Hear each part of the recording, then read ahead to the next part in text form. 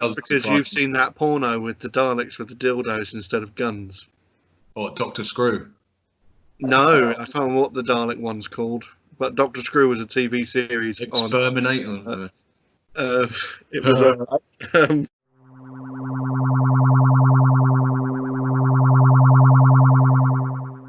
Hello, Daleks, and welcome back to our Classic Who review series. How you guys doing? Hello. Yeah. And this week we are going to be talking about something that won our poll last week. We put Remembrance of the Daleks, Revelation of the Daleks, and Resurrection of the Daleks in a poll. And judging by the title of this video, you can tell which one won. It was Remembrance. Yay! 50% of the vote. So you can tell it was quite a popular one amongst the three. So that's what we shall be talking about today. The big ship appearing above, a bit like Star Wars. Yeah. The Independence Day. Independence Day ripped it off. Yeah. The spaceship flying across, and you got the immortal words from Martin Luther King and bits of his speech because it's the anniversary in 1963, and the Daleks are coming to Earth. I'm just thinking about it. They talk their way into the military scientific bit really, really quickly. Really easily. Yeah, they meet Rachel. Yeah, he just gets in the van and starts chatting up the lady. He doesn't even bother. Yeah. I mean, that literally is like, oh yeah. He shows one little inkling that he knows exactly what she's doing, and kind of recognizes her name, and that's enough for her to be like, all right, cool, you can come with us. I mean, there's a bit at the beginning. She goes into the sandwich shop and meets Harry and Mike, and there's some stuff about money. So they get taken to Totter's Lane to examine a dead body, which actually has a name, Matthews. They actually gave an incidental soldier a character name, whereas there's other killed off screen. So, killed a first death off screen, and they actually give him a name. But there's one, like, literally gets taken to this scene. They examine the body, and like Group Captain Gilmore's like, "Who's this?" And Rachel's just like, "Oh yeah, he's with me," and that's good enough for everybody to be like, "Yeah, you can come." Yeah, and realise how. But it's funny how like Sylvester McCoy's doctor actually acts like a physician, like an actual like medical doctor here when he examines the body, and he's just like, he talks about like the internal damage done. Yes, definitely. Yeah, and even though like he's always said, "Oh, I'm not a doctor of medicine. I'm a doctor of many things." Oh, what now, including medicine? yeah. Medicine should include medicine. Come on, man. Well, yeah, just when he says not medicine, it's sort of a bit contradictory, but that's just a minor gripe. And then they deal with the Dalek that's in Totter's yard. Gets blown up from Nitro 9. They steal the van. No one challenges why they've. I'm taking your van, and everyone's a bit like, all right. Borrowing your van. Then there's some exposition, blah blah blah, about Dalek, blah blah, and then a little mention of Omega, blah blah. Yeah, and how he conveniently left that behind when he first visited. Yeah. So does that have implications to why William Hartnell's Doctor was there in Totter's yard? So that's what I'm getting for it, is that's the reason why he was in that specific place, and then had to leave quickly. You know what I mean? He was interrupted, but he was an old man back then, and he was doddery and couldn't remember things. But why would he be sending Daleks from the future? His own personal. Because Sylvester McCoy's Doctor is very manipulative. He's only properly started to be in this season. Unless Sylvester McCoy went back, as in Sylvester McCoy went back to William Hartnell and gave him the Hand of Omega. I don't know. It was a bit of a weird how this actual setup works. But the Doctors are basically setting up the whole thing so that the Daleks can get wiped out by the Hand of Omega. But what he doesn't bank on is there two types of Daleks. Yeah, and he needs to make sure that the right ones win. Pretty much that's the storyline in a nutshell. There's not other than some like little messages here and there, but the actual story. Oh yeah, those kinds of messages. Yeah, indeed. Yeah, The thing is, it was done subtly and it was done in the right sort of way. Yeah, actually, if you compare this to what the new series has done, this had actually managed to subtly put in the message without contravening the storyline. You know. Well, it wasn't the whole point of the episode, was it? It was just weaved in there. Like the classic series actually knew how to do quite well, whereas Chibnall just goes, right, see this nose? Gonna hit you with it. Gonna hit your nose with all this crappy, here's the message. Stupid Bang! messaging. Yeah, Bang! right on there. Yeah. Arsehole. Oh. Shall we compare notes? Because I know some of us have taken some extensive notes, Jack. Well, yeah, Jack bless him's making up for time flight, even though it was like. Oh, do you know what? You guys are going to laugh. I do have one slide in the PowerPoint presentation just dedicated to time flight because I never got a chance to do anything for it. So Yeah. you'll appreciate it when I share my screen. By the way, Jack, I was actually, when I was saying how you were sort of listening to us rambling on, I was actually genuinely showing sympathy for you last time because I was watching it back and it was just me and you, Harry, just sort of tearing it to shit. Well, Jack's just sort of like, can I speak now? We're doing the same thing, Sean. I've got Heineken. I'm having a good time. Put your like extensive notes to the camera just Right. to give us a sense of scale. Have you broken the notes up into parts? Because I've just got notes on part 1, 2, 3, 4. They're separate, so I can go through my part 1, compare our notes. I've got part 1, front and back, front and back, front and back, front and back. I've been used to this. I didn't take any notes. Beautiful. Okay, well, I mean, my first point I've got for part 1 is it's a real soft intro to all the characters. Like you got the intro, like they go to the van, you see Rachel, you see the little kid, the annoying little jingle that goes with her. You get Mike, you just find out Mike's sergeant doing the whole sergeant-y bit. And, oh, Harry! Toast, Harry, come on. And then you get to find out about Shillings. No. My first, to catch up with where you are with your notes, I've got 3 points on this. Like 1960s, the Doctor has money? ? Because Yes. it's kind of like that is a McCoy trope. Yeah. The next note I have is the right kind of money. Well, the right kind of money is completely irrelevant. That would have been bloody hilarious, as if he put about like American dollars from like 2022 or something. My next one is creepy Mike stare, because he's just like leering at Ace from the corner when she walks into the caf. He's like staring from his paper and just like. Well, it's 1963. That was commonplace. Yeah. Just on the back of that, are we to assume that this is jumping ahead of it a bit, where she goes back to his house and then in the morning she's like just getting up and they have a little smile? Are we to infer that something went on there, or? Oh, come on, this is classic Doctor Who. Sex and things didn't happen. No, of course not. Only off screen. Well, even then, it's down to interpretation. Well, that's it. That's what I thought. Oh, okay.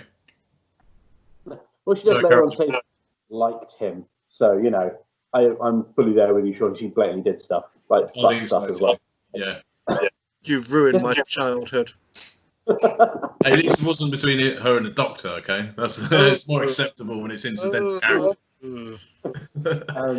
My next note is no, really, it's the 60s with lots of exclamation marks, because it's like 9 minutes in. So I sent this to you guys as a message. 9 minutes in, you've had references to Elvis, the Beatles, the jukebox, World War II not that long ago. Something about the Rocket Group or something as well. That was another reference. The British Rocket Group. British Rocket Group, yeah. The van, sort of being like it's like, that's not sort of an error for a CV license, not this sort of time of year, or not in this time period, or something like that. Oh, so anachronisms. Yeah, that was the word you kept using. Anachronistic. So you've got like 6 or 7 references in 9 minutes. It's kind of like, wow.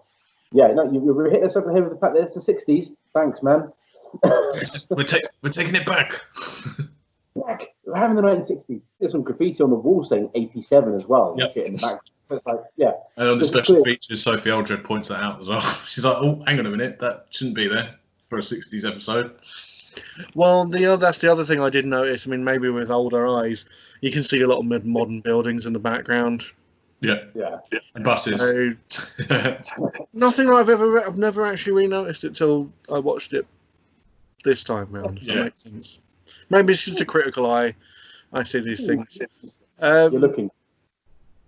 I like the little brigadier, and he's like, "No, Group Captain Gilmore," and he starts. So it's like he basically is the brigadier, isn't he? Just obviously not the brigadier.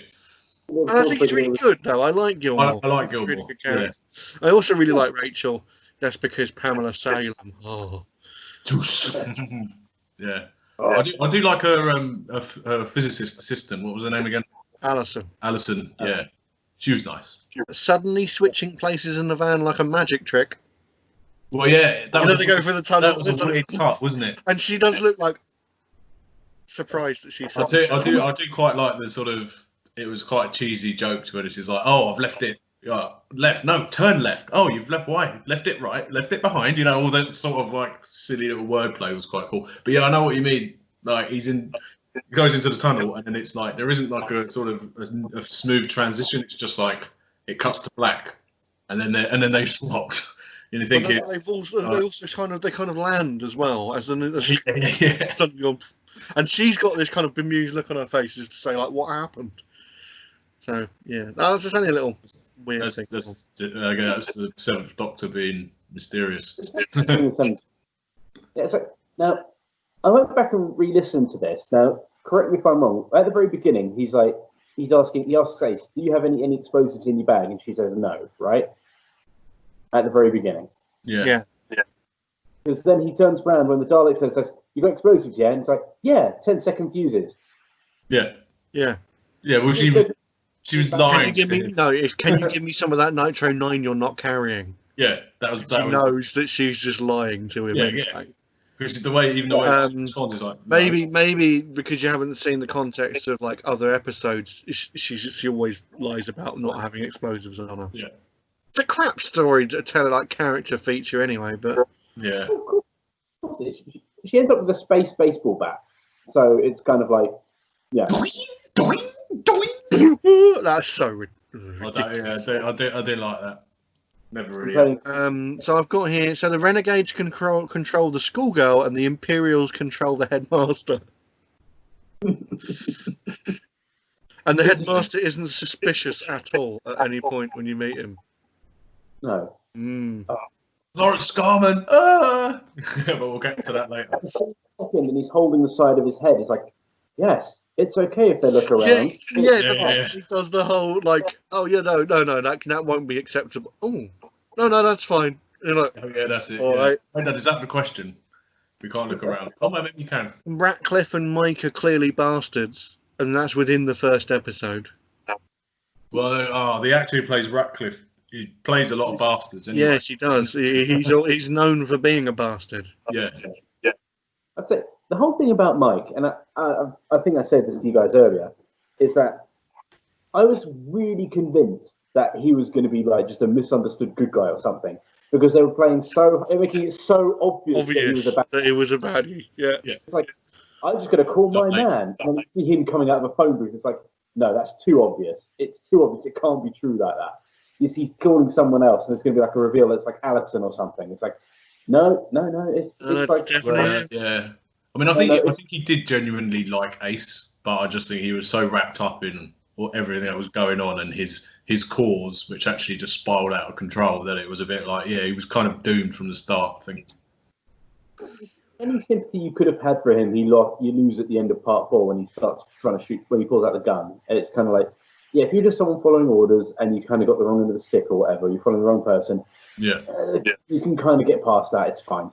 But it's like, now when you've got someone at gunpoint, it's kind of, no, you're just a dick. It's fine. Well, I mean, considering the sign out in the house. That's what I like about that, is that you say subtle, but they gradually bring in his background, his politics, and his family's politics, because it's his mum's boarding house. Yeah, and she has those views about, with the sign on the window. It's just, it doesn't sort of bash you over the head with it. It's kind of just introduced to the story, and you kind of go, oh, okay. I'm also quite kind of admire Ace's restraint at that point, because she's about to go, what the hell is this? But yeah. And she sort of never mind. Realizes that, yeah. Music change when they jump in the van to go off to find that Dalek in the first place is very abrupt. Do you know what? That's part of the whole the over the top. Like, it suddenly goes from quite subtle to like, and it's like, what is going on here? I know it's supposed to be dramatic, but it's just like, it's a bit, in my opinion. I really like the music, apart from the little girl music. That's crap. But the Nightmare on Elm Street. So the fact that she's actually going 7, 8. It's like, God. If they didn't have that music and it was just her, it would be creepier. I think if she was just standing there and it was silence, and then she disappears. It's like, ugh, that's creepy. But I think they sort of try to bash you over the head with the fact that this is a strange schoolgirl. What's going on? Yeah, she has no friends. Yeah. That was my whole life. That's why that was all of our lives. That's why we're here right now talking about Doctor Who. In separate houses. Yeah. Damn it. My next thought is Alison there. Then it's like when they go to find the Dalek and they've got all the army there and everything. Why is Alison there? What is she contributing to anything? She's just some random woman in the van. She's another scientist. Yeah, along with Rachel. Yeah, and I'll moan about her later because she's one of my big moan points. I mean, they're the scientific arm of the group. Yeah, there's scientific advisors, which later on would become the Doctor's unit. So it was a blueprint for unit, I think. I mean, if there's a poignant line in Doctor Who as any is this one, and this is where Series 11 went wrong. You can always judge a man by the quality of his enemies. Yeah. If he doesn't have any enemies. You know what? When I watched that back and heard that line, it immediately made me think of your rant the other about you can judge it by the enemies in Series 11, of which there were none. None. Yeah, exactly. None worth of note. Oh, and there's also unit drop stories. All the unit stories get dropped in a. Do you remember the Zhang Yon Gambit or the Loch Ness Monster? And it's just name every unit blah blah story. And also, let's name previous Dalek stories or hint to them, like Spiridon. Hey! Yeah.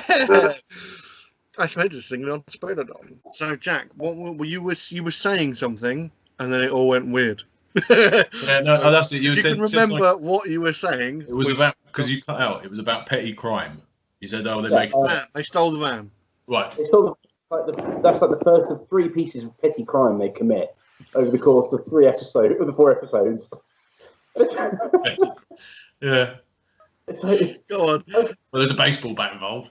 There's a baseball bat involved. It's kind of like, and this is just like stuff that you could actually punish by law and like normal. Like, not letting things weird, like I'm defending myself against the Daleks. The thing is, you see there's bobbies on the street as well, like right outside Totter's Lane. So you have thought that they might have tried to run after him or something, but yeah.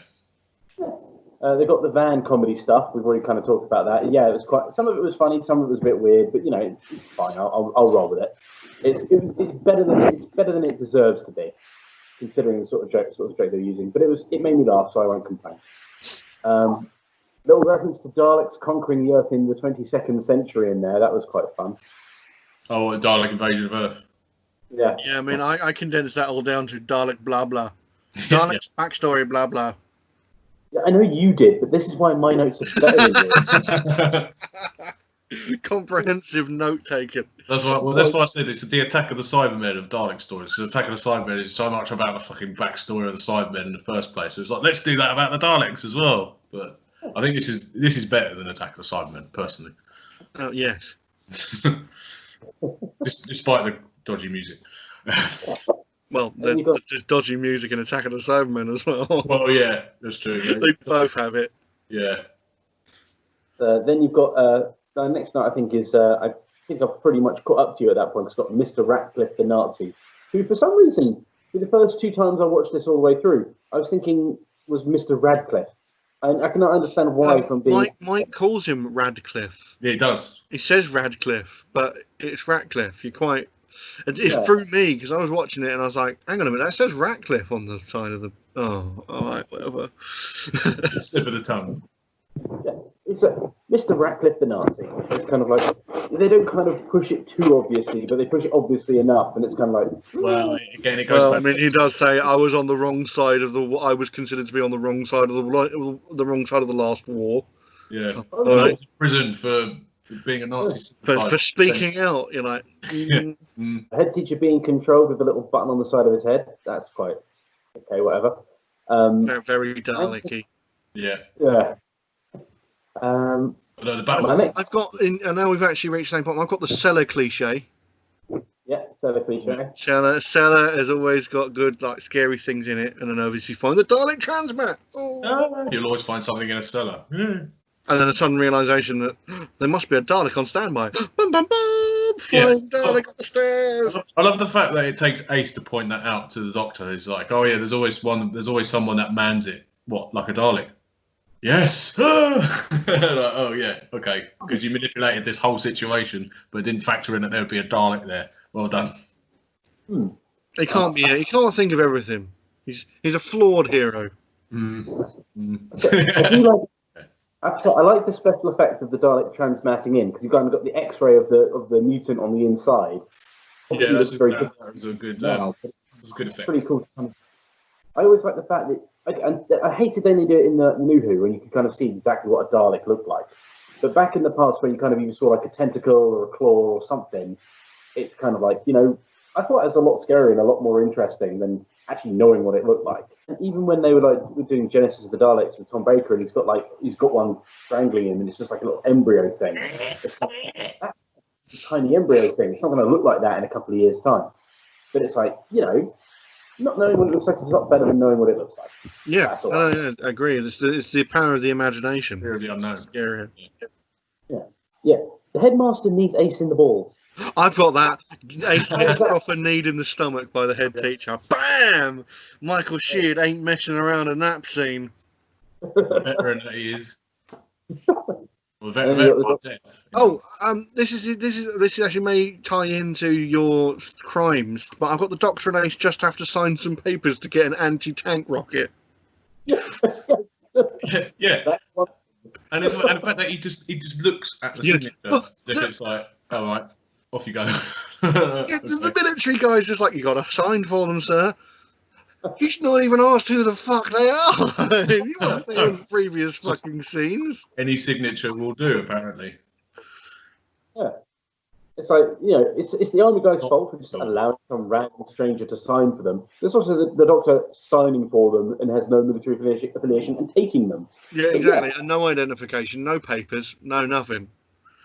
It's not even like you can't even say that. Oh yeah, he's unit scientific advisor, because it's not unit, and he's not a scientific advisor for this brand of the military. So it's all like, yeah. And he also tries to steal the army guy's pen. Yeah, he does. Yeah, because he goes. Pen. Just stupid things to remember. They were in short supply back then, because it was after the war. The mention of the association. Yeah. I'm going to go see the association. What, the Nazi party? Yeah. I'm going to go see the Nazis. They're an association. They're the Nazi Association. Get it right. Yeah. And poor Michael Sheard gets his brain fried because he gets found out. I don't know why the Imperial Daleks just suddenly go, nah, fuck him. Boop, push the button. Well, yeah.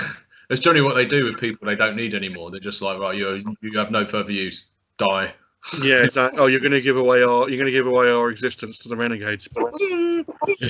No, all right. In part 2 of the strange opening with him going into the funeral parlor, and with the blind priest talking about the casket. Yeah, and how it goes. Right, you follow me. And your pallbearers are as quiet as ghosts. Oh. Your voice has changed. Yeah. Several times. You're a grey-haired gentleman. Oh, that was it. The guy who works in there. He's like an old man with white hair. Yeah. He's Welsh, isn't he? I'm doing a terrible Welsh impression now, but. You've been there long enough. Sort it out. Oh yeah, I've lived there long enough. Is it? Yeah, apart from that, not a lot happened. I noticed that was really the extent of the stuff that happens in part 2. It kind of lulls a bit, apart from the whole weird Omega casket stuff. Ace killed a Dalek with an anti-tank rocket. That's one more for the kill count. I aimed for the ice door. Oh yeah, no, the kill count. I've got plenty. There's loads. Oh yeah, Don't worry about that. I've got them all in my notes, but I've also got them in a handy little graph. Jeffrey from Fresh Prince of Bel-Air is running the CAF. I just wanted to point something out, which is such a stupid thing to point out, but I wanted to point it out anyway because, he's like, oh, my granddad's from like Jamaica and everything. I'm like, okay, but your dad was born in England and you were born in England, so why do you have a strong Jamaican accent? Yeah.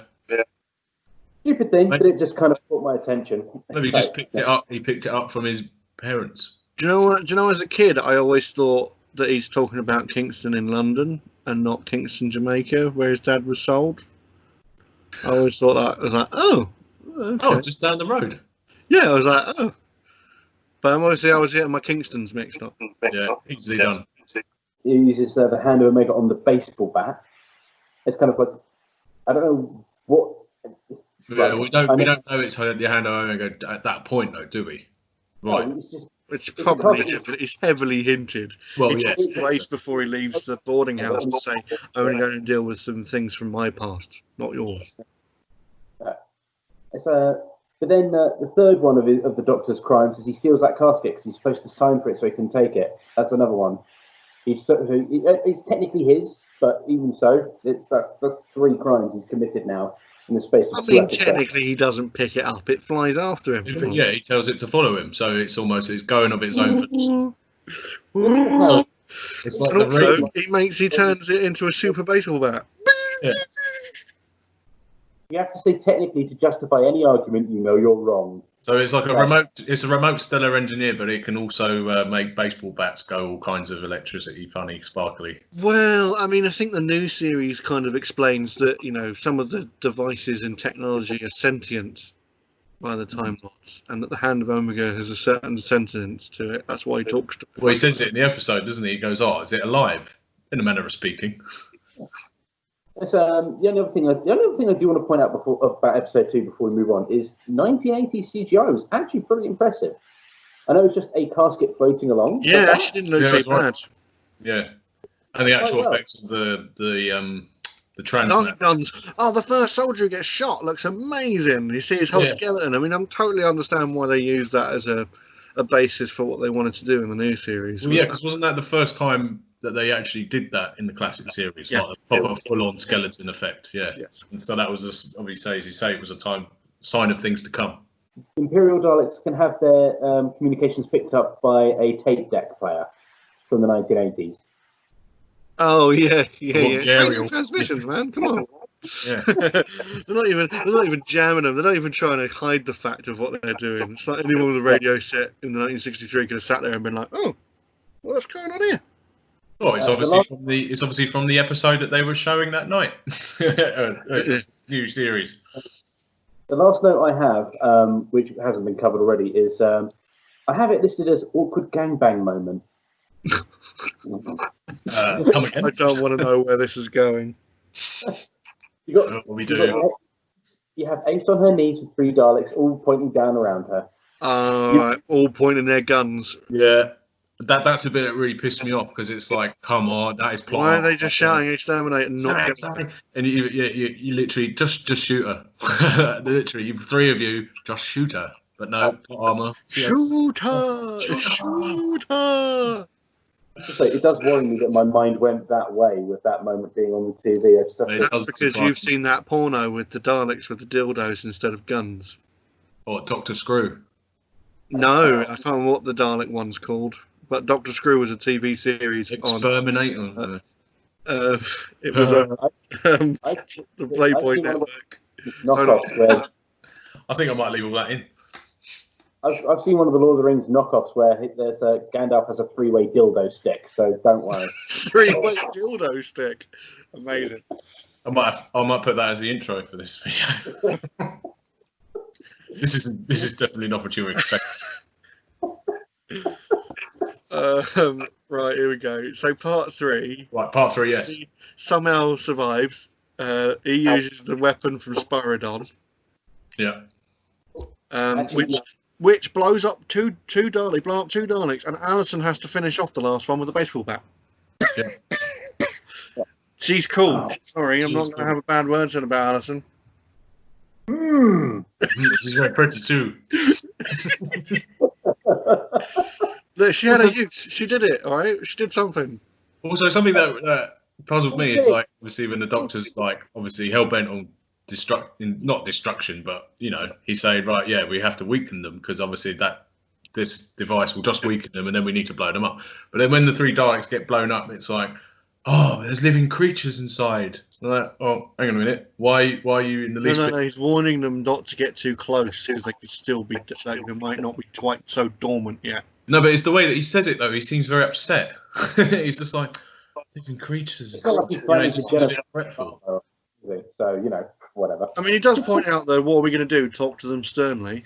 Yeah, that's what I mean. Yeah. So it's like, yeah, you need to do that and then kill them. But never mind. There's another Dalek gets blown off screen as well. You hear it in that. Yeah. As Alison does that movement. Hey. Yeah, Dalek I thought this episode would turn out to be so sordid. Hey, remember Daleks. Why does he jab an iron rod into the ground? Yeah. Into the hand of Omega. Why does he do that? Why does Ratcliffe do that? Pushing it in there. Omega Tombstone is Omega Grave. And then eventually what it does is it alerts the Imperial Daleks that it's there. The whole thing was just like, duh! Yeah, I suppose they were trying to make the Renegade Daleks and the faction a bit, which was a bit upsetting. See how far down the casket was, because that's what you generally tend to do when you're doing that. You need to know how far down it is so you can work out how far you need to dig. Then yeah, but he's got 5 other dudes that are going to dig anyway. It's not like he's digging it. Yeah, and generally speaking, it's 6 feet is usually the depth. Yeah, 6 feet. That's how graves look. In an afternoon. If it's 6 foot down, he's got to get a digger in the middle of the night or something, hasn't he? Yeah, well, he's got 5 men, so it's all good. Yeah. He's got an army of grave robbers. He's followed around by that little girl. Creepy little girl. We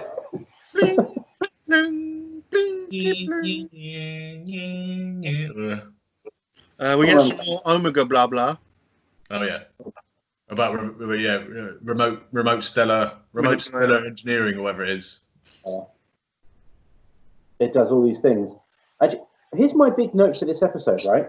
How does Ratcliffe not know that the Dalek controller or whoever's in control of the Dalek he's talking to is not a little girl? I know. I mean, from the angle we can't see it, but clearly he's much closer.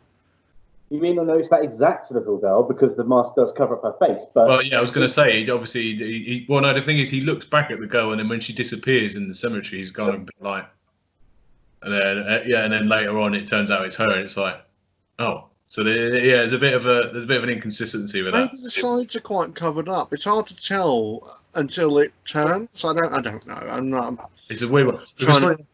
When I very first defend the weakest part of the story, because the little girl is the worst part of the story. Yeah. Doesn't make any sense. Doesn't need to be. And then has force lightning. Yeah. Yeah. Well, no, she's a Sith, but it's fine. The Daleks made her a Sith. Pretty much. She's like Palpatine before Palpatine in Rise of Skywalker. Well, which I still haven't seen, so I know what happened. I'm like, fuck that. In Return of the Jedi, so that's 1983. So whatever, 3 years beforehand. 5 years beforehand. Shit, I can't do math. Yeah. Beer. Blame it on beer. Well, yes, because I can't blame it on myself. Otherwise, you know. No, well, you can't do that. Yeah, we do that instead. Why does Davros shout like a Dalek all the time? Because he's almost the Emperor by that point. Yeah. Okay, it's one of those things in the before the new series came along and fucked it all up. In Paul Paul McGann meets the Emperor Dalek, and it turns out to be Davros. The whole idea is that Davros is becoming more and more like the creations he's made as he goes on. Yeah. So this is the last stepping off point before that happens, which is why it makes sense within the context of the classic series, but doesn't make sense if you actually look at the new series, because the new series reintroduces Davros, and you're like, well, it must be an earlier version of him because he's got a metal hand, and you can see the rest of him. But by the time he's in Remembrance of the Daleks, he's just a fucking head. So this doesn't make sense. No, and also they bring back the actual Emperor Dalek in the new series as well, and it's like, is that the same one as the original one or not? Or is it just a new Emperor that they Well, made? that was the whole thing. The Emperor you're supposed to see in like Patrick Troughton is supposed to be Davros. Oh, so that's what the Emperor. Right. Okay. Well, it all gets like with all Doctor Who canon or history, whatever you want to call it. It doesn't matter. It doesn't make sense. So it's a bit muddled. Yeah. And Skaro goes boom boom. Yeah, it does. Which you could argue, is that the first act of the Time War, isn't it? I don't know. Or is the last act of the Time War? The last. Or is this after the Time War?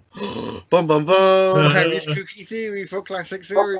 But then, then after the Time War would be 50th anniversary, wouldn't it? I don't know. It all gets a bit fucking muddled. Basically, there should be two types of Daleks in the new series in the rain. So yeah, well, we'll figure that out. There will be soon, but the less said about that, the better.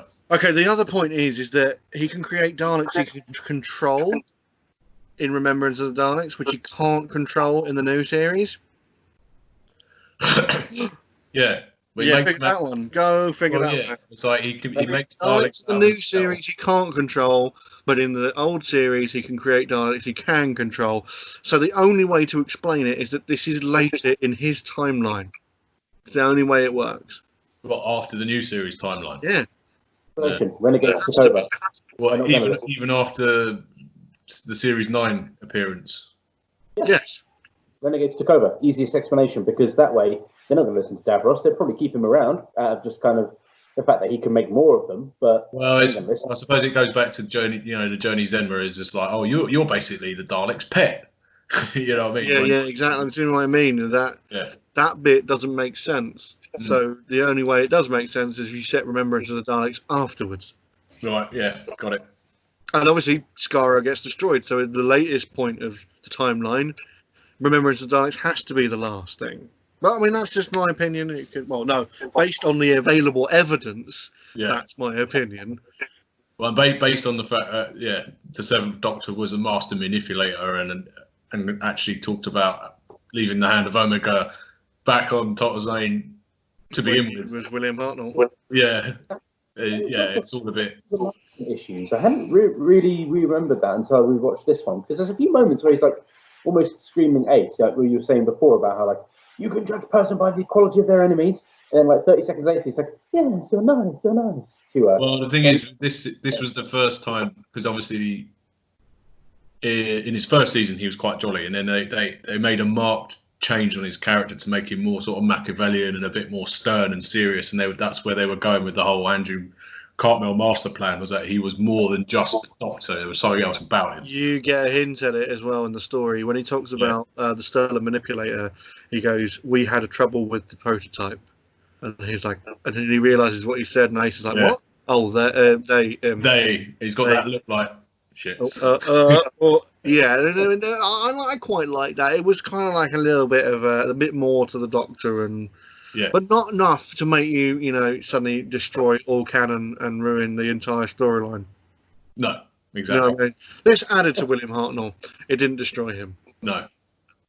Also, something that I noticed is quite interesting is that by this point, even the Seventh Doctor, Sylvester McCoy, does say, "Oh, I've had 900 years of experience," and but if you think about it, so Tom Baker was 756. It kind of reflects that they did short terms as the other Doctors as well. Well, yeah. But then you got to think, okay, so in the time that he was Peter Davison and Colin Baker, that was over the course of 150 years. And then between then and squandered his life. Yeah. So then you got to think about, then he was only Sylvester McCoy for about 2 weeks before he regenerated into Paul McGann and then regenerated into Christopher Eccleston. So that was a very sort of short time span, literally. Tumbles down his and storyline, because he wasn't the Doctor for very long anyway. So I was like, okay. But then that being said, he's immortal, so who cares? Well, yeah, the time is immaterial now. The thing is, they've said, okay, before, excluding time as child and all that BS, it's probably just a case if he forgot. Because they've said several times he kind of forgets his own age and everything. So it's kind of, I'm willing to go with... up as he goes along, which is nothing perfectly reasonable, to be honest. Well, yeah, I mean, you consider by the time you get to Peter Capaldi, he says he's 2,000 years old. So it's like, and obviously he spent all that time on Trenzalore as Matt Smith for, what was it, 900 years? So yeah. So... Yeah. I just thought it was an interesting reference thing. Oh, so he wasn't Sylvester McCoy for very long. if all his dates are 100% remember correctly, 2 weeks as Sylvester McCoy, 2 weeks as Paul McGann, 2 weeks as the fucking War Doctor, and then back into being... and then a week as Christopher Eccleston. And then, Actually, he doesn't remember being the War Doctor, so you could condense a couple of the... You could, years. Yeah. As in, he's probably a lot older than he thinks he is. Well, the whole idea is that, yes, he is a lot older than he thinks he is. Sorry, I keep coming back. The timeless child just keeps creeping in, and I go, it's right. Like you say, Harry, it's not Doctor anyway, because the Doctor died at the end of... Yeah, he died. Cybermen killed him. Yeah. You always keep that in mind, or get upset. Met first Doctor and just died in the snow in front of him, and the first Doctor then... No, he didn't even make it that far. He didn't go back in time. He just died on the Cyberman planet. He blew up. Yeah, that's it. Gilmore has a lot of common sense. Oh no, he's one of the better characters in the episode. He's one of the standouts because it's kind of like, look, I don't know what's going on. You're my advisors. You don't know what's going on. So it's like, okay, right, shit's going down. Right, find the Doctor. What's going on? Except him. And I mean, at that point, even the audience is a bit like, so we've got this faction of Daleks and this faction of Daleks, and you've got the Hand of Omega, and you've got all this talk about, varying factions, and then there's this weird little girl, and you've got battle computers. So it's like, at that point, no one fucking knows what's going on apart from the Doctor. I don't know what's going on. They don't know what's going on. You guys don't know what's going on. Get the person who's got it. He has clearly engineered everything that has happened in this story from the beginning. Rachel's my favourite character in it, though. She's just brilliant. Oh yeah, it's the fact that she just kind of goes, "Oh, fuck." It's pretty much that's her expression for most. I was trying to remember the line that she says. It's like, to have a vagabond from space tell me all my research has been a whole load of complete waste of time. And then I'm taken from Cambridge and brought here on the Official Secrets Act to be a scientific advisor to you. I've got some questions for this Doctor, and I want them answered. He's like, yes, right, tomorrow. Then books off. The next point I've got is, why was the little girl, because I don't think she's ever given a name in the whole thing. Nope, why was she at the battle computer? I get putting her in there, imagination and everything. I get all that. That's fine. I understand it from a Dalek perspective. But why did they let her get out of the computer once they put her in?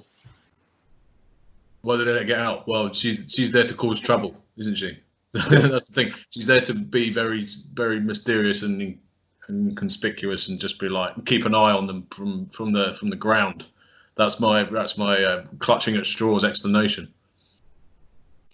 And then my next bit after that is the whole, I think I miscalculated bit. It's kind of like, considering the other two cliffhangers we had, the Doctor almost dying, Ace almost dying. It's like they're just in a room and it's like the Dalek ship landing. It's like, oh, okay. Not quite as impressive as the other two, to be fair, but yeah, shrug.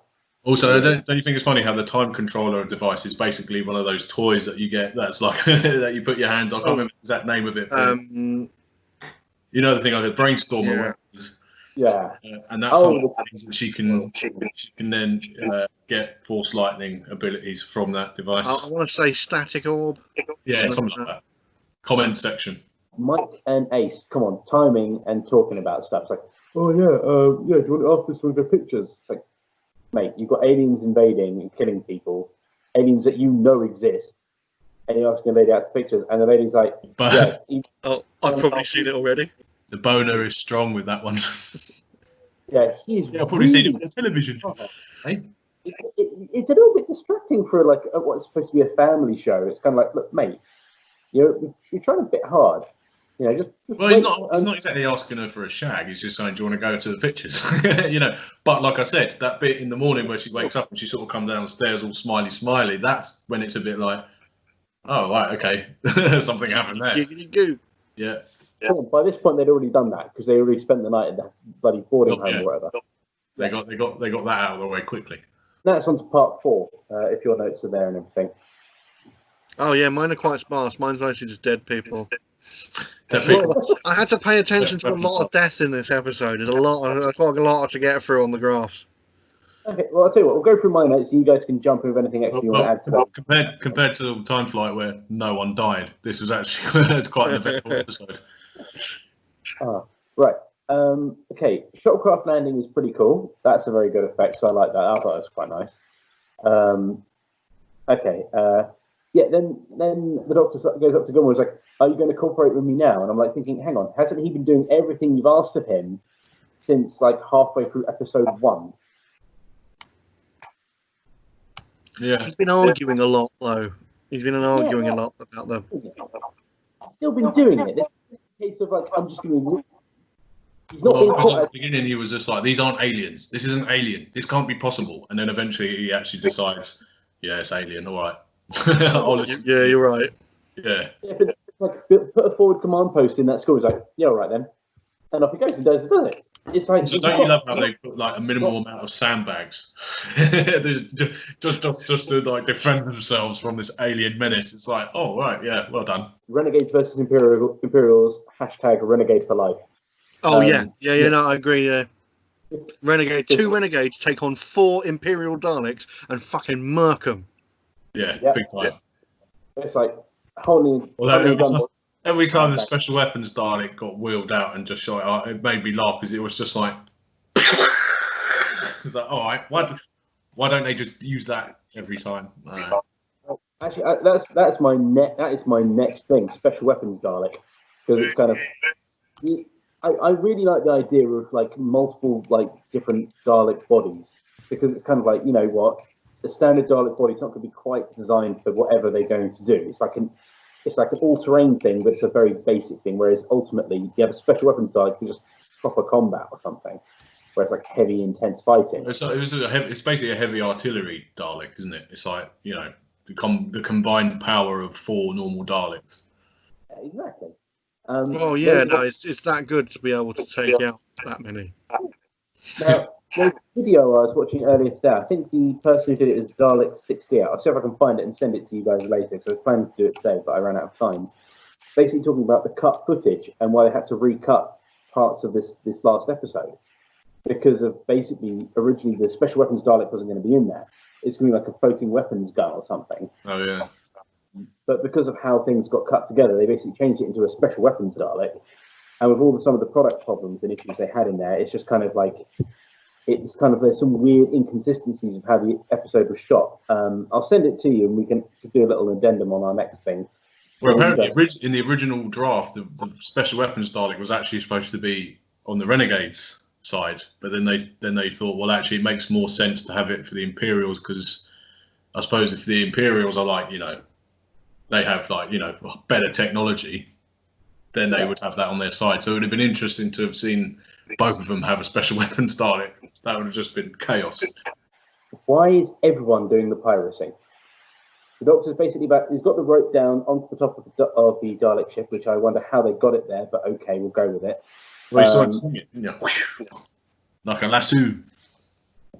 And he slides down his umbrella, but he's like, okay, right, Ace is next, then Captain Gilmore, then Rachel, then Alison. Why are the other 3 coming down with him?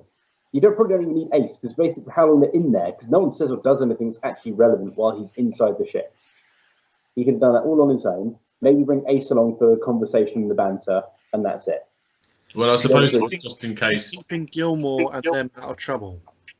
Yeah, I think it was just in case there were other Daleks coming from behind. So they just wanted to get him out of the school, because they knew there weren't any Daleks in the ship. Well, apart from the one that was in there, connected to the system. But yeah. I've got Evil Mike is evil for fighting the soldier, because he attacks the soldier.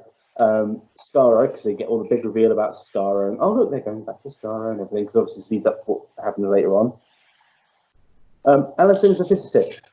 I don't know if this is the first mention of her being a physicist, and I'm sure you guys will correct me if I'm wrong, but do they mention her being a physicist before this point in the 4th episode? It's like the soldier says, like, she checks his head, like, how's he doing? I don't know, I'm a physicist. Well, I think it's the first time she mentions it, but you're supposed to, because she's a scientist, therefore it's like, well, yeah, she probably would be a physicist if she was a scientist. What does she do that shows she's a scientist? She helps the other scientist. I thought she was a receptionist until she said that, genuinely. She's the receptionist. She's a physicist. What's she doing in the back of a van at Totter's Lane if she's not a scientist, Jack? Yeah, why wouldn't she be in a chemistry lab? That was the another throwback with the French Revolution. That's just something that came back into my head. Yeah, she's in Totter's Lane. She's got headphones on and she's got like a pad in front of her. She's probably taking notes or something from whatever, which is why I asked why she was there in the first place. But then every other time she's either catching or fetching something for someone until the moment that Harry, I can see your face, Harry, I can see your face. Until Harry's point where she kills the Dalek with a baseball bat, I'm like, okay, I genuinely think you missed that one, fair enough. But that's all she does. So she's a receptionist until she's a physicist. She's the one that actually turns out and as there's a... She goes to the doctor and she talks about the shuttle coming down from the atmosphere and a curve from lower orbit. And that's her proof that she's a physicist. She's a receptionist. She brings him a note. No, she works out the trajectory of the shuttlecraft. Someone else did that and gave it to her. You can't prove that she worked it out. Well, she said it, so... She said it, so she was given the data, she worked out, and she was like walking up to the doctor and was like, look at this. And it's like, was that a curve from low orbit? Yes, it is. Well done, Alison. There you go. Only a physicist Alison did this as well. Yeah, only a physicist could have done that. Save the doctor. You know, the doctor would be dead if she didn't do that. Yeah, so she was a very helpful physicist. Yeah, I'm still going to argue about physicists, but okay, we'll move on. Yeah, She says she's a physicist. I don't know what your big deal is, man. It's all right. It's not like it got to the end of the episode and then the big reveal was, by the way, I'm not a physicist. Oh, God. It's not like she suddenly started twiddling knobs and then made all the Daleks spin around and then suddenly blow up. Yeah, spaceman. See, it's still not as bad as that. I mean, I'd only be ranting if it was that bad. Right, yeah. That episode sucks. When did the little girl get lightning powers? Oh, no, yeah, that doesn't get explained. No, it doesn't. Yeah. Dalek race war described as blobs. Blobs. Yeah, blobs. They all hate each other's blob and their blobbiness. Yeah. Yeah, it's kind of like... They hate each other's chromosomes. Well, even the doctor himself goes, blobs. So, yeah. But in layman's terms, not physicists' terms. Yeah. Damn you. Yeah. Rach, the scientific advisor, and Alison, the receptionist, are just there to moan. They have no contribution after that point. She's a nurse or secretary. Those are the only two correct answers in Jack's world. Yeah, that's it. Oh, there's a woman on the screen. If it doesn't tell me what she is, it must be a secretary. Hey, make me a sandwich. She was a physicist. Beyond handing someone a note with physicist data on it, then Jack, I think you're thinking too much about the physicist thing here, man. Okay. Too much. I mean, I think there's bigger problems with this story. Yeah. The little kid. Yeah. Can't act. Yeah. That's my next note. Skipping isn't scary. They got that thing and she's skipping down the road. Again, it's the Nightmare on Elm Street thing, isn't it? It was around about the same time, wasn't it? Yeah. Time Lord and Dalek tech is instantly compatible. It's like they get the Omega devices, the Daleks call it, or the Hand of Omega, and it's like, I know they had said that they were developing something to make it work, and Davros was like, yeah, I'm sure I can make it work. It's like, yeah, but you've literally just got it. You have literally just got it in the ship, and in 30 seconds you've got it working. Also, don't you really know what it does? Also, why would they bother with the Hand of Omega when there's an Imperial Dalek that literally goes straight past the TARDIS, stops, and doesn't even think, oh, maybe we should just use the TARDIS instead. Rather than make our own story right there. Yeah. Davros reveal is unsurprising. The mask kind of sucks this time round. I don't know you guys. The black lips and the. It's kind of like the Genesis of the Daleks one from like 10 years earlier looked better than this one. This one looked like a different accent, but it's not just about the prosthetics. It's kind of like this one just looked like melted chocolate cake. Well, I suppose if you take into consideration that he's broken down and he's gone through the wars at this point, I suppose they have to make it look a little bit more. Yeah, again, the Genesis of the Daleks one looked better. It still looked messed up. This is supposed to be the same thing, but just maybe a touch on it. But it just looks like cheap plasticky vinyl rather than actual dying flesh or whatever. Anyway, yeah. Davros' plan is irrelevant. It's like, yeah, I'm going to turn Scaro's son into a whole thing. It's like, mate, this is like the last 10 minutes of the 4th episode. I don't care what your plan is. It's like, this is something that should have been going through like episode 2 or 3, so we know where this is building to. I don't care what your plan is. You're about to die or go away. It's fine. Well, the Doctor knew what his plan was the whole time. That was the whole point. Yeah, we didn't, but he did. That goes on to like pretty much one of my last points. Yeah, then we get the whole rice pudding meme because, of course, rice pudding. Davros rice pudding, etc., etc. Yeah, Davros then fucks off. Sean's message from earlier: Davros fucks off and probably pisses off the last 3 Daleks on the ship. Yeah. I actually felt quite sorry for those Daleks because it's the way they turn around and go, Davros, the Emperor Dalek is escaping, and they'd sort of look at each other like, oh fuck. I mean, I quite like the design of Davros's casing.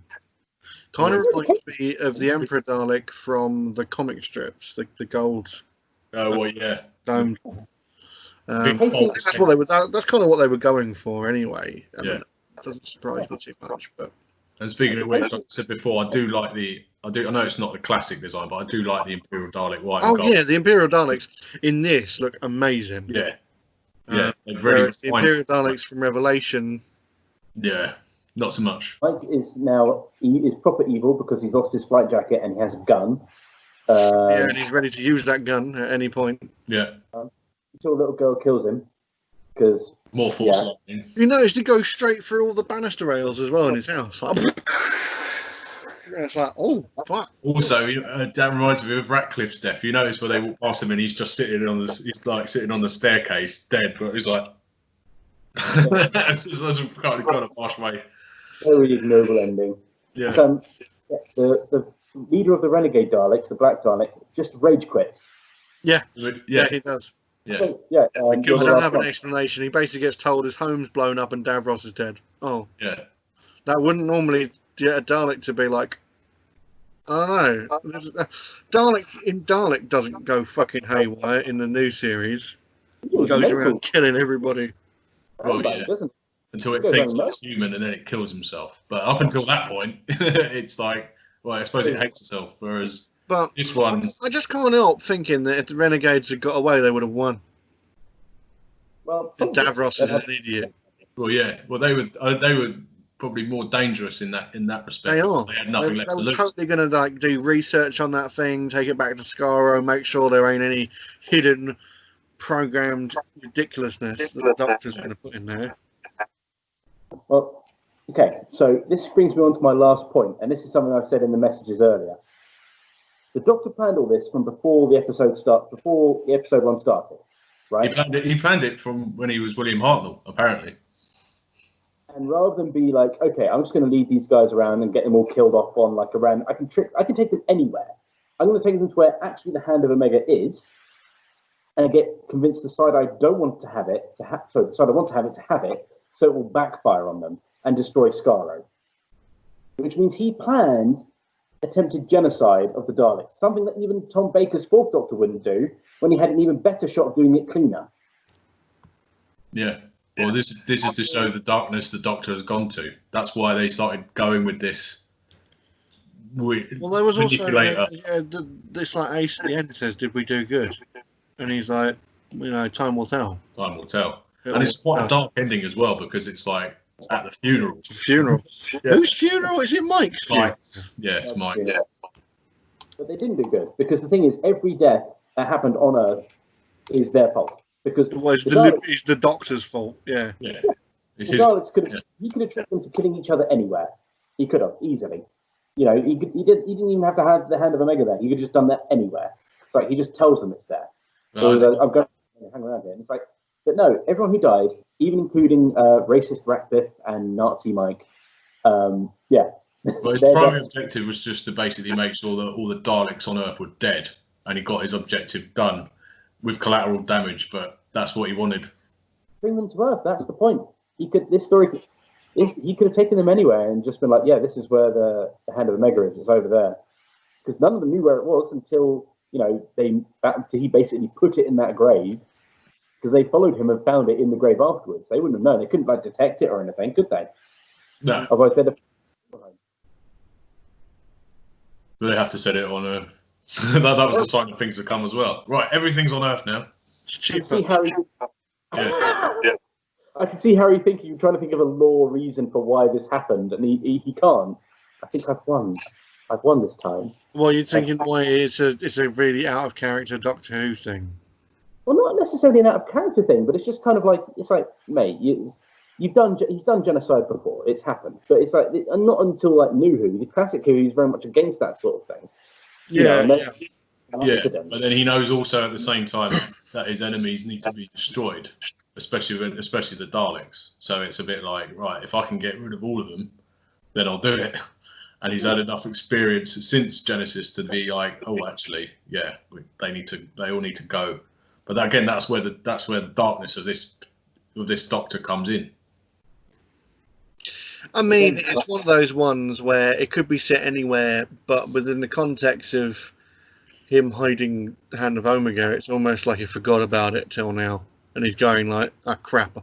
I knew I was going to have to deal with it." And he does it quite a lot through this particular season, because he does it in the next story. He sets an alarm for a disaster that's going to happen in Silver Nemesis, and then it's like, why did I set this alarm?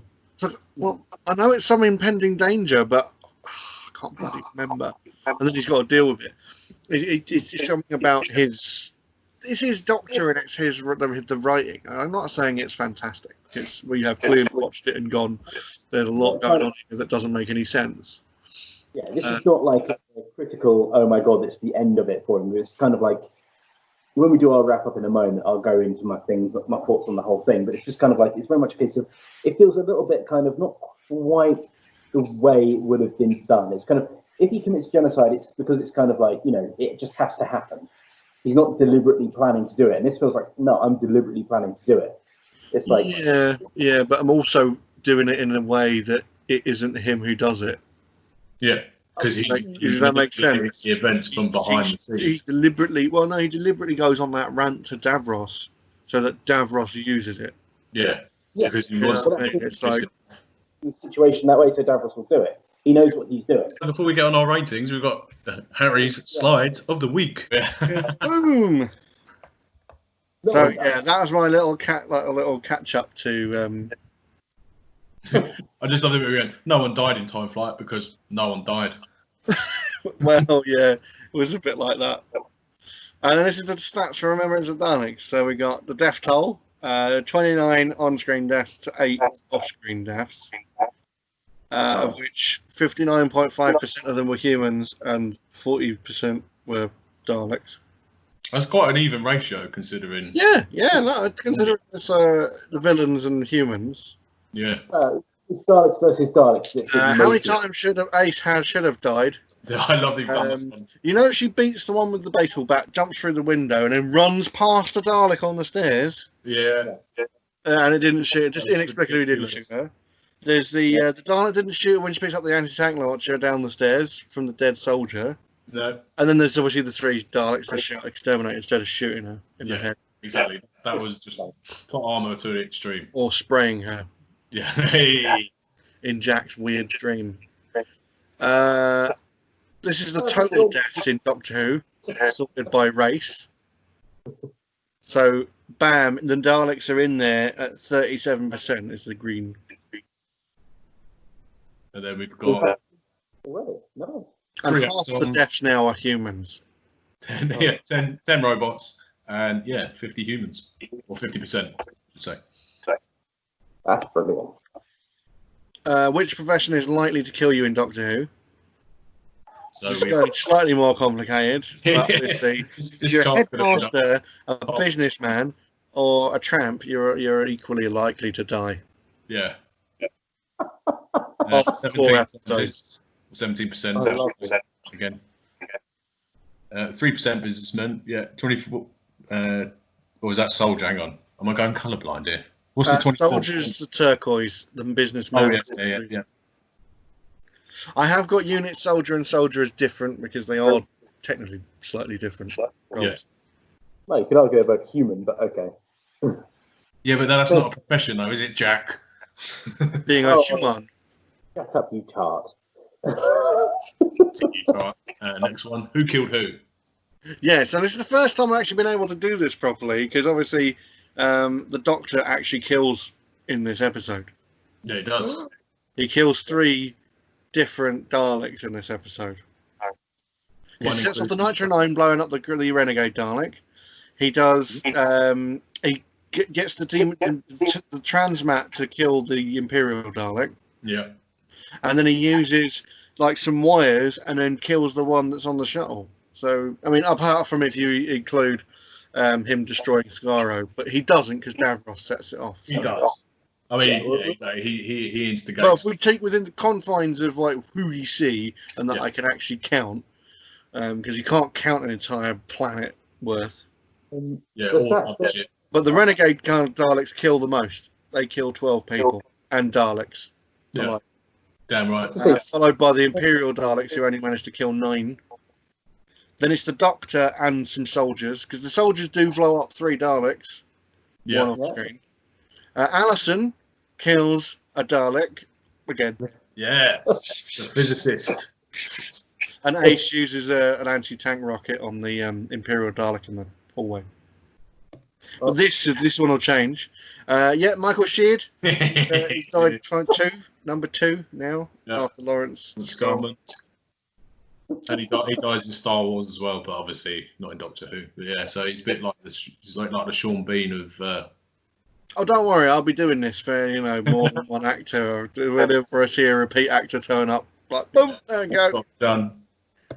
Average per episode so far is 12 deaths an episode. Well, that's not a bad average. Yeah, considering we had none last time, but then we had a few more before. And then I think it's total. We have 60 deaths in general. So far.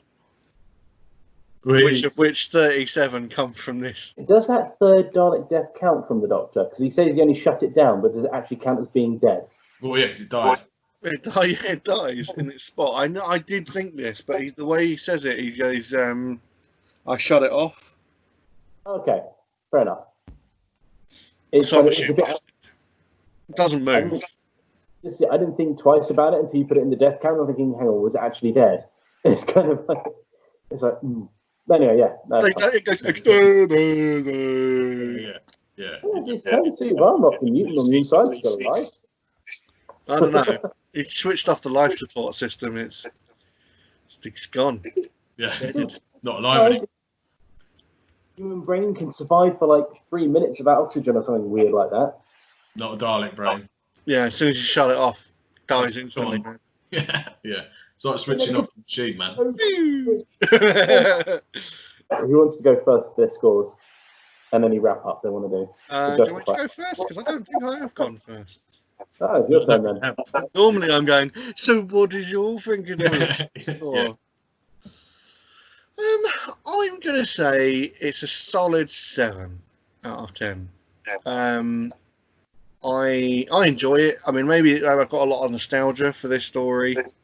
It's McCoy. I do like a bit of McCoy. He's very mischievous in this story. It is exposition heavy. You must have had to have seen a lot of the stories that it's referring to really appreciate the nuance in this story. So, yeah, it suffers from the fact that if you're not a hardcore fan, you will feel a little bit left out in this story. But the Imperial Daleks are amazing. I do enjoy Davros when he's not revealed. I like seeing the Emperor. The Renegade Daleks are awesome. I mean, a Renegade for life. They definitely are way cooler and would totally have won if they'd got their hands on the Hand of Omega. I think it's a really well cast story. You've got Pamela Salem as Rachel, amazing, great character. Gilmore's great. Alison is all right. She doesn't get much to do. I think the worst parts of this story generally tend to be the kid and some of the music. Although most of the score I really enjoy. All that is different from some other people's opinions on this video. But no, generally a solid story. I quite happily watch. So I think 7 out of 10 is a fair, with the mistakes. So with the gripes that we have in the story and the things that don't make sense, I think 7 is a fair score. Cool. Your turn, Mr. Sean. You next. Okay. I concur. I'll give this a solid 7 out of 10. I think the positives outweigh the negatives. So all the cool Dalek stuff is very cool. Sebastian McCoy is definitely, as we said throughout the video, he's becoming more manipulative, but not in a nasty way. Just kind of like he knows what's going on, pretty much from the beginning to end, and he's sort of orchestrating events as they proceed. I think all the casts are pretty strong, with the exception of, as you say, the little girl. That's annoying. I mean, she's basically just a plot device for the Renegades in a way, with the battle computer and stuff. I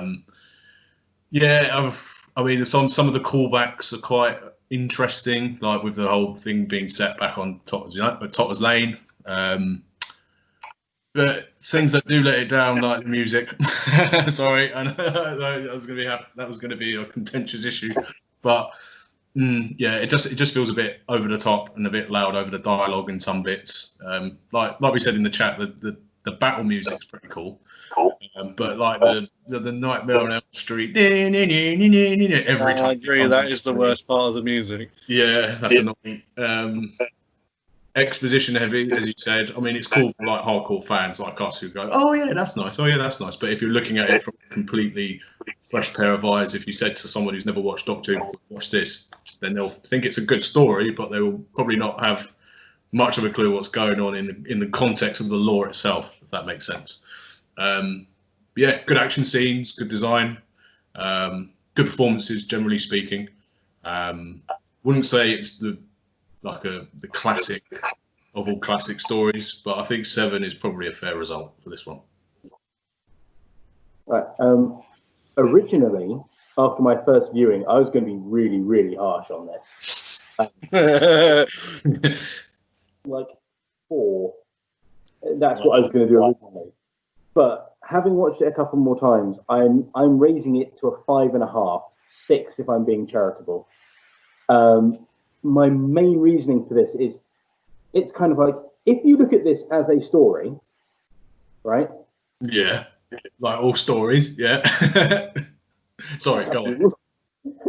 When looking at this as a story, right, it's kind of, this isn't like an actual A to B to C to D story. It's just kind of a series of events that follow each other, which I know doesn't make a lot of sense when I say it like that.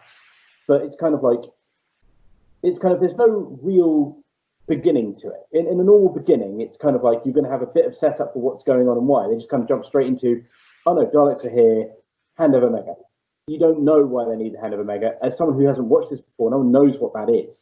From what this research, no one knows what it is at the time when it was on. Like the Hand of, we know who Omega was. We didn't know what the hell Hand of Omega was. So yeah, I know. But again, this builds into it. Again, going for what Sean's saying, if someone brand new is watching this, they might think this is a good story. I would respectfully disagree. Just use Star Wars as an example for quickly for a second here, right? You get told they're building something called a Death Star, and it's the size of a moon. You know that's definitely not good, regardless of what it actually does. And you can probably work out what it does. Now, just from the description, Hand of Omega, forgetting everything else you know about Doctor Who, which I know is hard, especially for Harry, because he knows everything. But what would you imagine it does? What would you imagine is why people would want it? Something important. Yeah, well, that's it though, isn't it? If that's all you've got, that's not really anything you could build a story around. It sounds like it could be a weapon, because it's like, okay, if you take it on the literal sense of the words, it's like the hand of Omega, maybe some sort of like Thanos style glove. Obviously, it turns out it's not that, but even Ace says, "What is it? Some sort of hand?" And he's like, "Oh no, it's just it's what it's referred to as a hand, but it's actually a device." Blah blah blah. I thought they almost got close to it, and this is why I've softened on it when he puts the baseball bat inside the casket later on, because it's of episode 2, because it's kind of like originally that's him using the hand of Omega to do something, and it makes that baseball bat like super powerful. It can fight a Dalek. It's kind of like, okay, you're showing, not telling. That's fine. I can go with that, and that's why I've raised it up, because my original thing for this is kind of like, I don't know what the Hand of Omega is. You don't explain what Hand of Omega is. From what I can find, it's not in a previous episode. So it's not like, okay, I've missed something, that's my bad. It's very much a case of like, you're trying to sell me on this being like a super de-duper ultimate thing when no one knows what it is. And if I don't know what it is, why do I care? You know, it's kind of like, you could argue that if it's like, you know, oh, it makes super perfect time travel. It's like, okay, that's fine. Show it using super perfect time travel. Yeah, but did you miss the bit where the Doctor sat with Ace and explained what it does? Yeah, he sat down on the staircase and said it's a remote stellar. Oh, remote stellar. Yeah. Again, this is like halfway through episode 3. This is getting towards the end game, and at the end of it, it's kind of like, you know what? You're telling me what something does rather than showing me. It's kind of like you. Show don't tell is always the grand rule of anything, really, isn't it? It's kind of like, you show me why it's awesome, then I'm going to believe it. You know, going back to you saw it flying around on its own, you know, with that cool special effect. With the blind priest. When I saw the baseball bat come out, and it's like, okay, and I thought about it. It's like, okay, you've turned a standard piece of metal baseball bat. I'm assuming metal rather than wood, but you know, just in case. If it was wood, it makes it even more impressive. It made baseball bat. Weapons always useless in the end. There we go. That could have been a better way of doing it. It's like, oh yeah, it will make something super awesome, but it will blow up after being used for a little while. So you've got to be careful what you do with it. You know, I don't know. I'm not going to rewrite this episode or anything. That's not what I'm here to do. Like I said, I've softened on it because it's kind of like my whole thing is it's like, most bits and pieces, we've got all the flaws we've got so far. I'm not going to contradict any of those, and I'm not going to disagree with any of the positives. I quite frankly agree with a lot of them.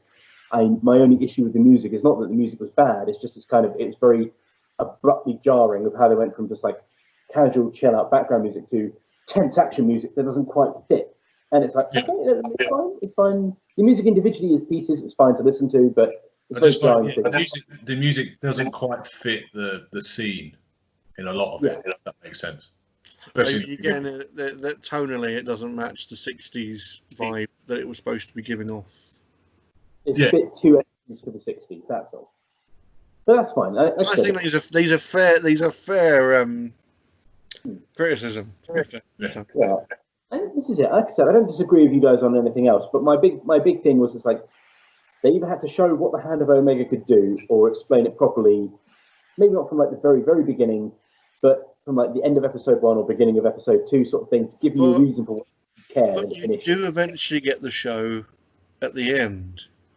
Yeah. I mean, you do see why it does. It it flies off and blows everything up. I mean, I don't know how much more of a show you need. And to be honest, it's the big one thing that it can do. You can't show it before then. What's it going to do? Blow up the sun?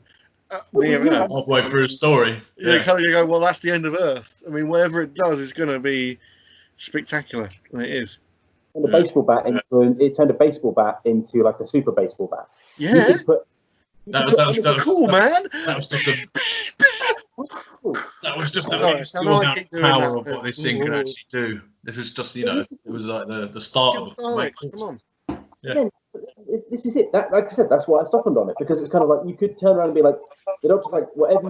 Even if you just said like, you know what, the words like, whatever I use this device on becomes like X times more powerful or X times better at doing whatever, and even then they describe it as something that helps develop time travel. How does something help? Okay, Okay, I won't actually say what I was about to say because they do explain it in a very off the cuff way at the very end. It's like, how does how does time travel do anything to sort of blow up a planet? Well, they blew up the sun, but then the feedback wouldn't have blown up the Dalek ship. The supernova would have blown up the Dalek ship. They could have just left it at that. But then it would have killed Davros as well, and they needed a reason for him to escape. Shrug, plot hole. But yeah, no, my big thing is the Hand of Omega. I would say technically from that point onwards, Davros is stuck on Earth in the 60s. Well, he's pretty much. Really, that's where he ends up. He went. Just haven't seen that story yet. He went back to Skaro. That's why the planet. That's why the Skaro sun went supernova.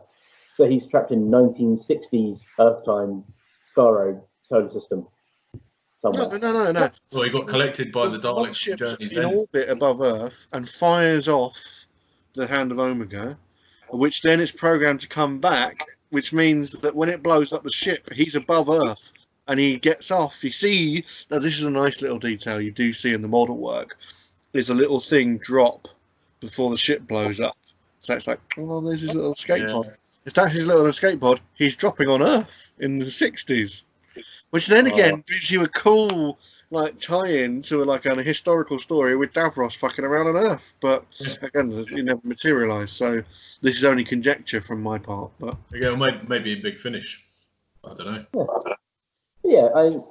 So Time Wars happens. So Time will happen right. Well, after that, no, you just got to infer. Oh, he just went into the Time War after that. Yeah, exactly. Just fell into the Time War. Yeah, into the Nightmare Child. Yeah. Fine.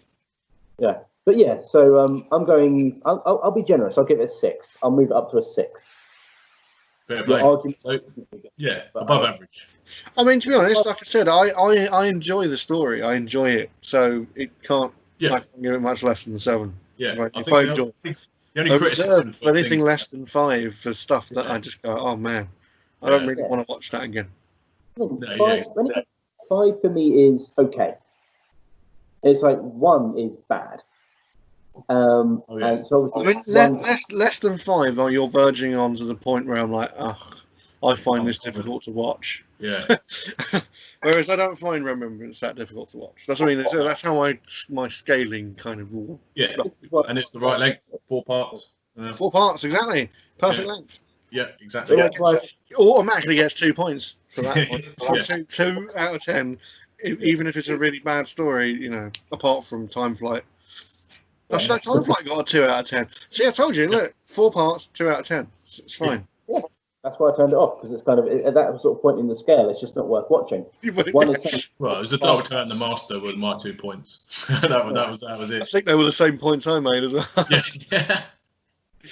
Yeah, it's kind of like, I'll go 6. So 776 is where we're going for that one. Yeah. So it's pretty much around the same thing. Let's sum it up. It's space Nazis meeting real Nazis and then failing. Yeah. And then a splinter of the same space Nazis wanting to be better than the other type of space Nazis.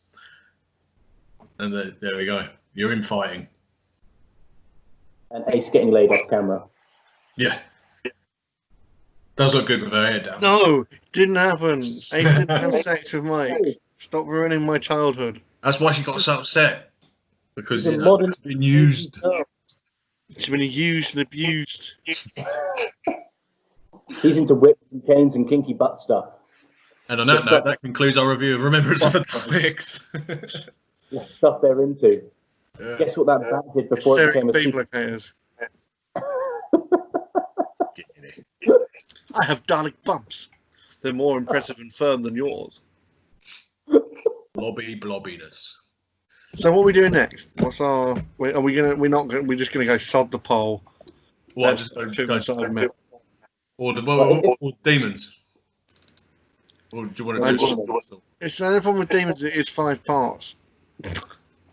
Yeah, that's better than. Yeah, with my homework, 5 parts is long, man. Well, why don't we just we'll carry on with the villain theme then, and we'll do a Sidemen story, and we could just straight up do Tomb of the Sidemen. But then the thing is, we all really love that story, so it's a bit like we know pretty much know why it's going to be hard. it's going to be more interesting to actually find flaws in it, I think, than. Well, Moonbase would be a better shout than if you want to find something that's good but still has major flaws in it. I mean, I've got a lot of scientific problems with that episode. Yeah. To be honest, pick any 60s story and I will have science problems with it. I mean, they use a coffee tray, for fuck's sake, to fill up a hole. The Cybermen blow a hole in it. Like, oh, man. I'm only thinking I want to do Patrick Troughton because we haven't done a Patrick Troughton. That's only my little vote. You can outvote me if you want, and I won't get upset or anything. No, of course you won't. Well, no, I didn't just put it to a poll then. I'd be like, oh, fucking. It's like 2 years to get you to be in videos. It's like yeah, exactly. True. When we do 3, no, you do what I say. Oh, okay. 3-4 Patrick Troughton stories, which are quite. There's not many of them. Yeah, exactly. That's what I mean. I'm talking something that we can reasonably watch in an afternoon without having to spend the whole fucking day. Yeah, let's do the war games. I ain't doing 2 watch throughs to the war games. I'm doing one. Christmas. And the war games. If we do the war games, eventually we'll have to do it as like a series. We do the war games as like a 50 or 100th episode review thing. You know, you keep those big epic ones. You know, Trial of the Time Lord and the war games. And to be fair, I'm going to do them we should do them as a pairish, Frontier in Space and Planet of the Daleks. Yeah, that's the best way to watch that whole story. Because I was watching it with Richard, and it got to about halfway. And I was like, imagine watching Planet of the Daleks. You'd have no idea what the fuck's just happened in this episode. Because he suddenly like collapses, and he's like on the chair, and Joe's just like, he's been shot. And you're kind of like, who shot him? What the fuck? Also, I remember they showed that on BBC Two, like in the 90s, and it was like, I always was a bit like, what the fuck is going on at the beginning of this story? And then obviously Frontier in Space, it's the midway point. It's his Dalek master plan. Yeah, I was going to say it was supposed to be John Pertwee's Dalek master plan, wasn't it? Yeah. I think it's one of the best performances from Roger Delgado, to be honest. He's so good in that last story. He's getting to be all smarmy and gittish. And Harry, actually, do you know what we should do? You can do a special graph now for the amount of times they get locked up. Yeah. I think it's 13. So 13 in total. 13 times they get locked up.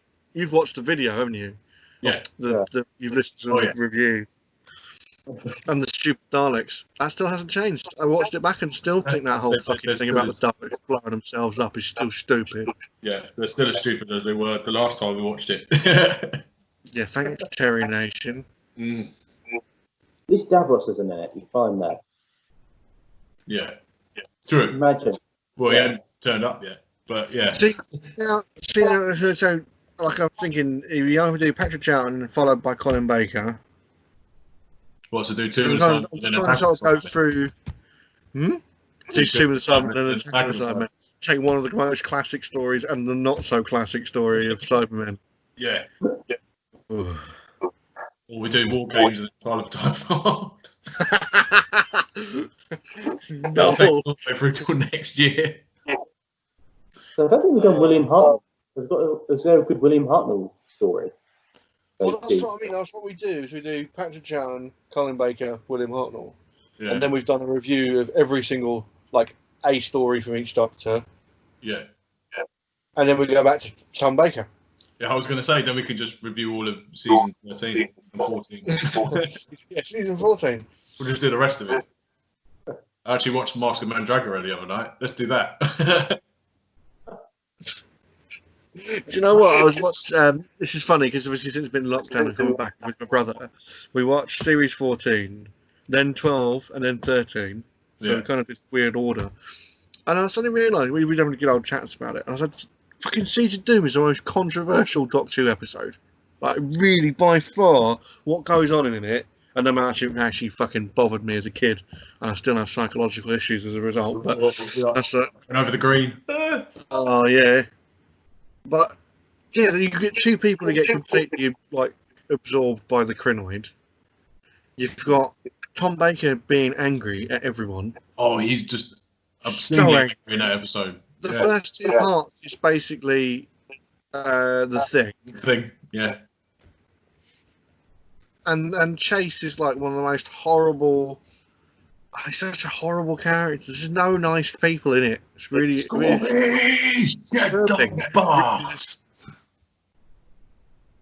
Right, I'm going to stop the recording there because it's coming up to 2 hours, and it seems to be. I don't know how long I can record on it. I don't want to lose anything, so we'll put it to a poll again, I suppose, and we'll see what comes up. We'll just make it. We'll just pick. This isn't a democracy. We'll do two Sidemen. Two Sidemen. Two Sidemen. Why not? Go for it. Two Sidemen. Cheers, guys, once again, and we'll see you on the other side. Cheerio. Bye.